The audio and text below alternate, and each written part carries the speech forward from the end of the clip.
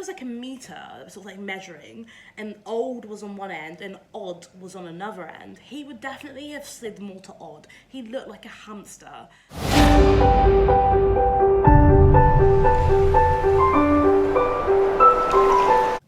Hey, it's Auntie Willie, and today I'm going to be reviewing why I think the critics lied about the Dear Evan Hansen movie. So like, it's really hard to say that critics lied because essentially no reviews hold the truth, right? They're all just opinions. You can't say one's fact and one's not, because everything, including this, is just a bunch of opinions. I'm just struggling a little bit. I feel like there's this real want to be anti-stan on everything. For those of you who don't know what stan is, it just means like an excessive fan.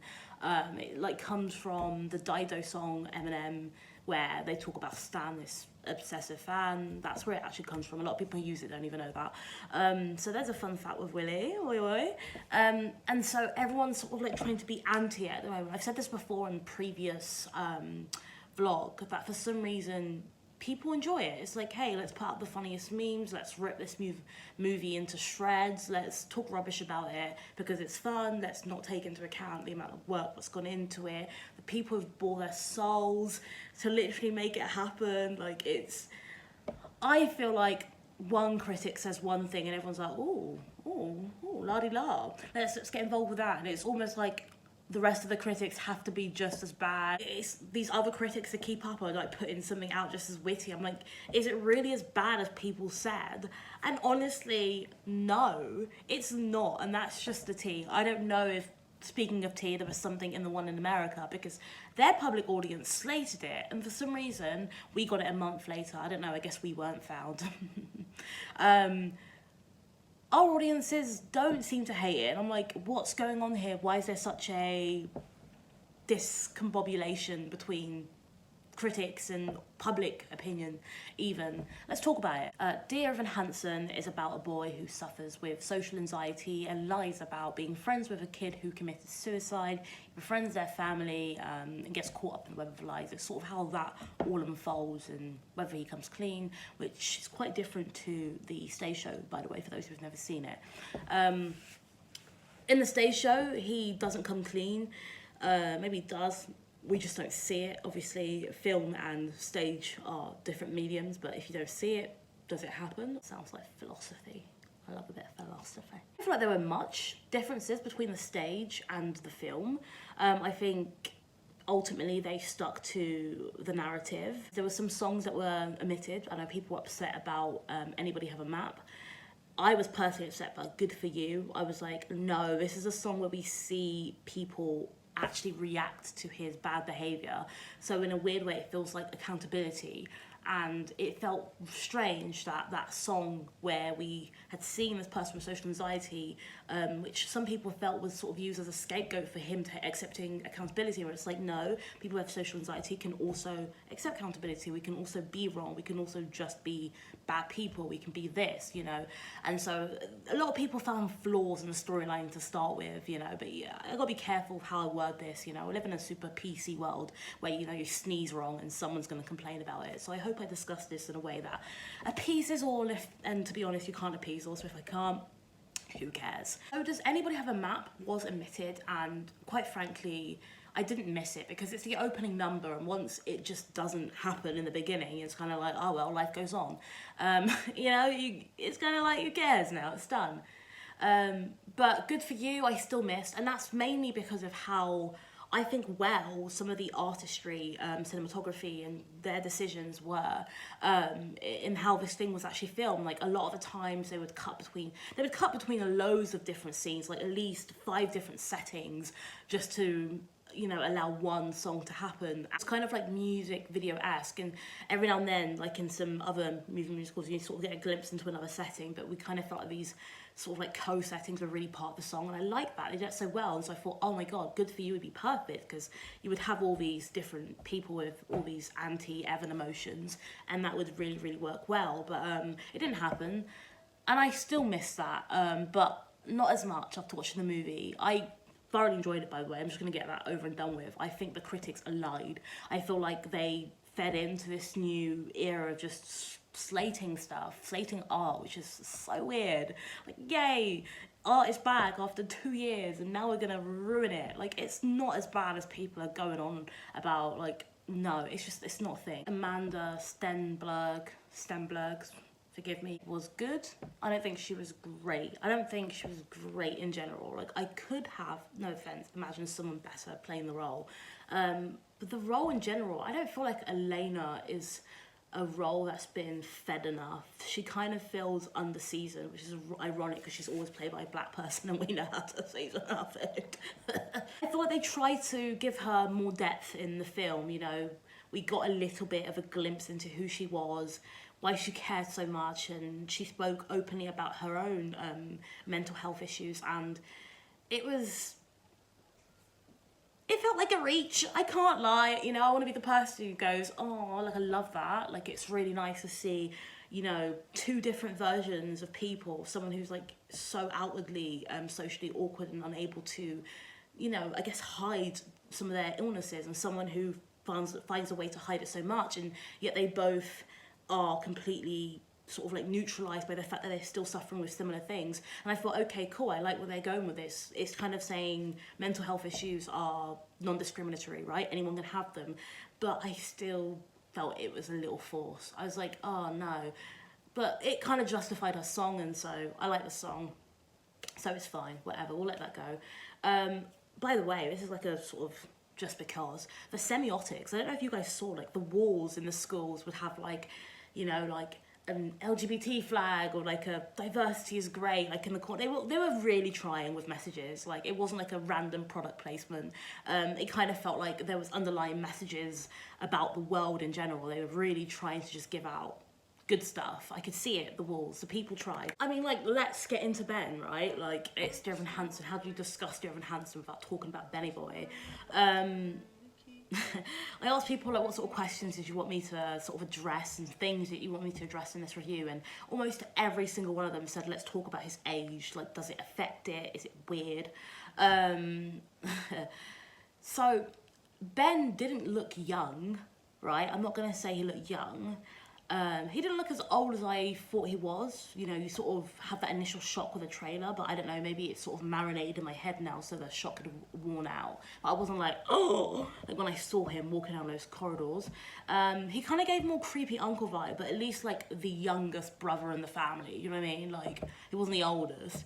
And I thought, you know, age aside, the thing that I was really most interested in is how that dynamic, him looking, you know, a little older, would affect the sort of Zoe Murphy thing. Would it feel like, oh, you know, these two teenage lovebirds, or is it like, whose creepy uncle is hitting on this kid? And at points I was like, I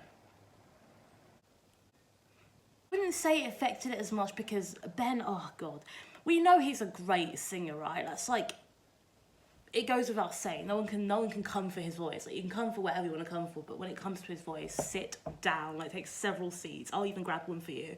But I've kind of not really known how well of an actor he was, you know. It really did blow me away, and I kind of understand. There are definitely people who could pass a little bit more, who are awesomely, who are so incredibly talented. Even the guy who played Connor. But you also understand why when you watch it. You're like, damn, this kid can act. This grown man can act. Like, he really can. He can sing, and you can see why they're like, he's definitely too old to play the role, but we don't care. Because I saw it and was like, Hercules. You know what? If there was like a meter that was sort of like measuring, and old was on one end and odd was on another end, he would definitely have slid more to odd. He looked like a hamster. And I don't like to like talk about people's appearance normally because it's like, oh my God, that's my face. I literally wake up with it. But that wasn't his face. I don't know what happened, but I feel like the costume department had been like, not costume, sorry, the makeup department had been like pissed off. And, you know, Ben, the Platts did something to them and they were like, one day we're gonna get our revenge. And they did. Like, how do you do that to someone's face and just make them look like a hamster? And it's mainly creepy because we know him originally. If nobody knew who Ben Platt was and they put this person into the show, I don't know how many people would comment on appearance, on age, or anything like that. But being Ben Platt is a name, it's a household name. We know who you are. And so we're not only going to compare you to other amazing performers who could have played the role, but we're going to compare you to yourself. And when I look at him, I'm like, that's not Ben. I don't know whose face that is, but Jesus. Nick to Danny, who played Jared, he's probably one of my favourites throughout.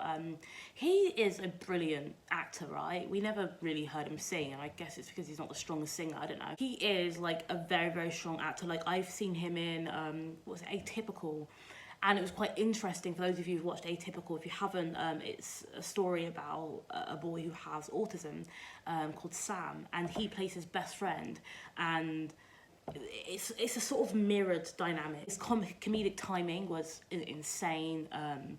He had these sort of quips and one-liners that just were everything, to be honest with you. Like, I loved him. I loved it.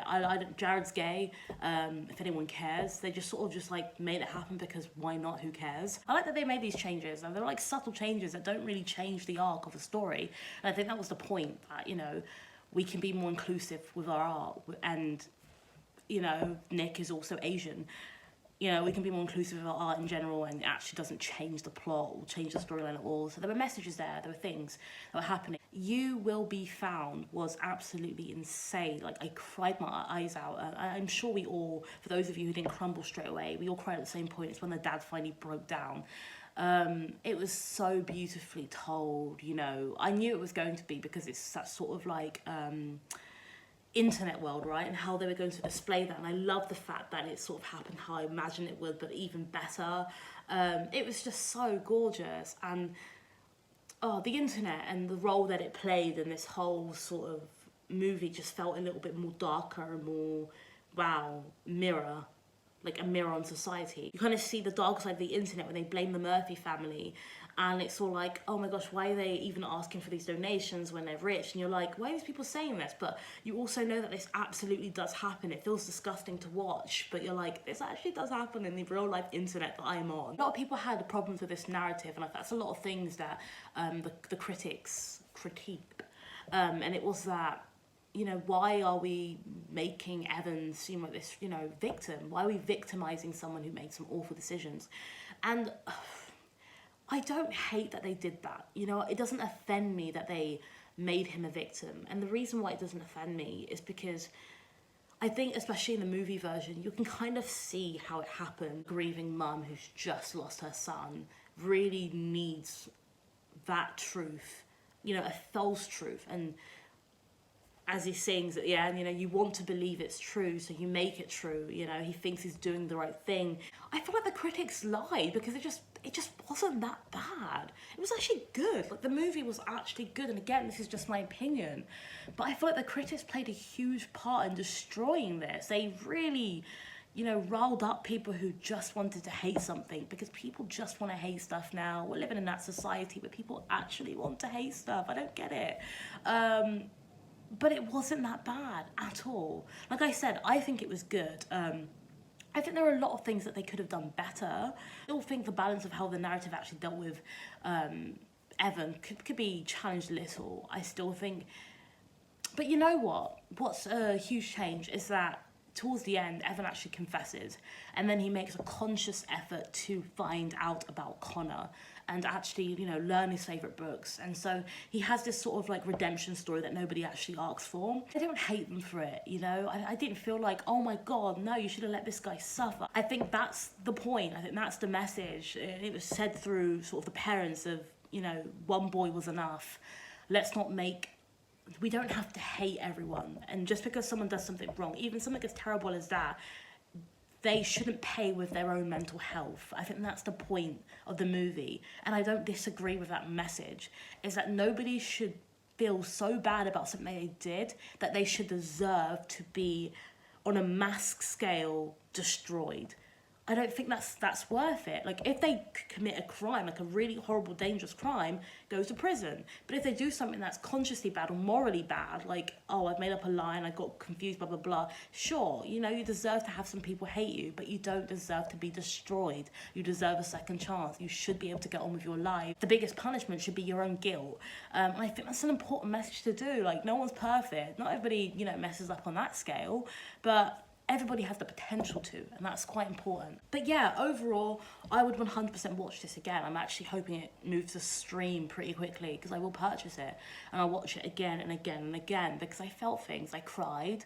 I think there was more depth there. I think, you know, the narratives were strengthened. I think the narratives were strengthened, you know, in the stage, things sort of just happen and you put a lot of the pieces together, which is great, because there's an assumption that the audience aren't stupid. I love that.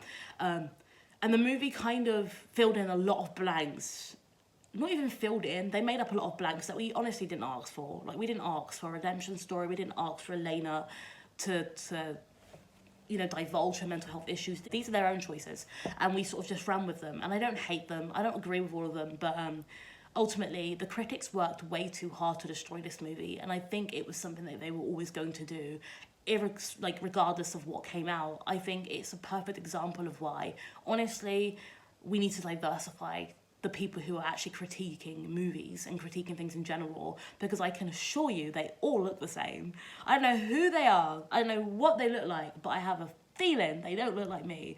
So I think that says a lot. Do you know what I mean? We've got to be careful about who we give the mic over to and how much power we allow them to have over art, because I think some really old, out of touch people, I'm not being ageist, I'm just being honest, are actually destroying what some people would consider millennial shows, millennial this. And I think this movie does have a place. I think for a lot of people it meant a lot more than what the critiques are saying about it.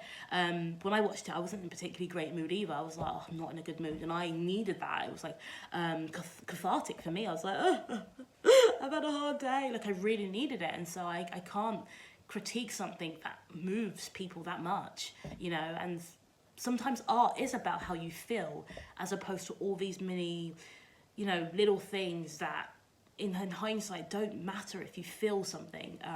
And so the critics lied. Ignore them. Listen to me, listen to Auntie Willie, and subscribe. Peace.